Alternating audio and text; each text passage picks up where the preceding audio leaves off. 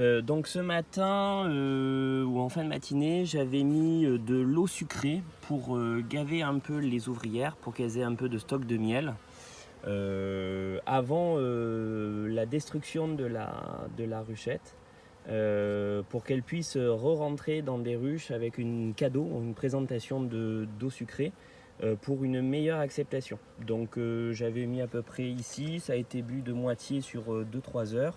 Donc je vais retirer tout ça et on va voir les cannes.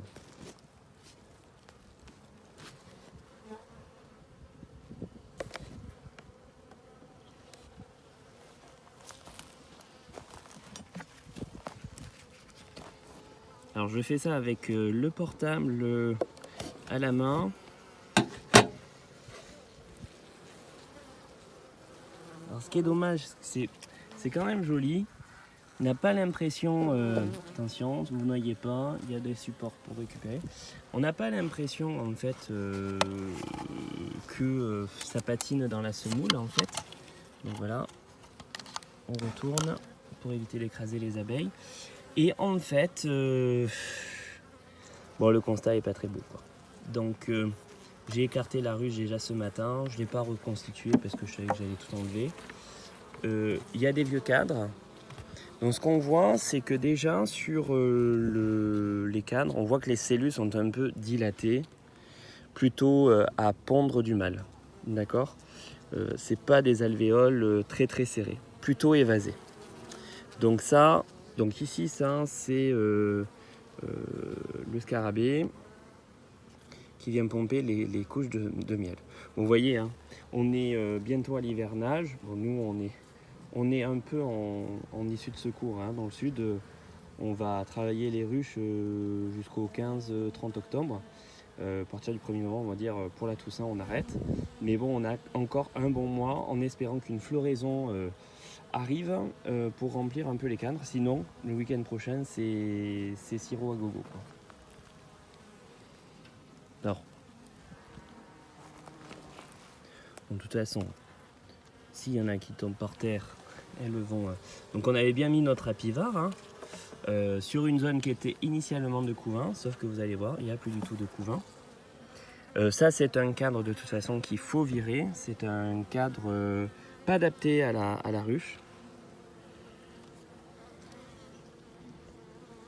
Et putain, ouais, par contre, il y a vraiment. Donc là, on voit vraiment les alvéoles beaucoup plus serrées. Les abeilles sont jolies, hein. Bon, il y a des ouvrières, hein, à récupérer, hein.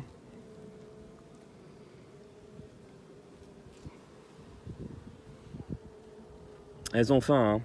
Quand elles ont la position tête dans les cires, hein, soit elles stockent, soit elles mangent, hein. Donc là, je vois déjà, ce matin, il n'y avait pas du tout de nectar dans les alvéoles.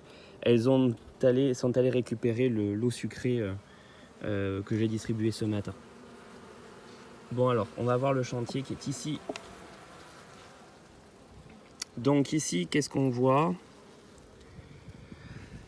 On voit déjà la présence de faux bourdons sur les cadres, comme ici. Le marron qui... Alors, est-ce que je le vois dans ma caméra ? Bon, là, ici, là, vous le voyez bien, en plein milieu. Génétique Buckfast, hein, il n'y a pas de problème, c'était joli. C'est ça qui est dommage.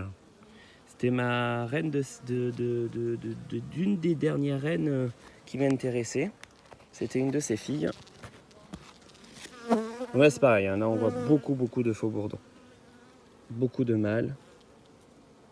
Il y en a de partout, hein. Des fois je me disais, tiens, mes abeilles sont grosses. Non, c'est des faux bourdons, hein. Alors le constat, il est là. Je regarde au passage si j'ai pas la reine, parce que la reine, il faut que je la capture. Mais bon, les pépères, à un certain moment, il n'y a plus personne qui va les nourrir, hein, donc faut la sauver, va se sauver tout seul. Mais bon, voilà, le constat, il est là. Les têtes d'alvéoles totalement gonflées, beaucoup de population de faux bourdons, et en particulier là, on le voit plus en caractéristique. J'en ai écrasé une dans une alvéole. Donc ici, là, on voit vraiment si on se met comme ça, on voit vraiment les têtes. Donc on voit plus du tout.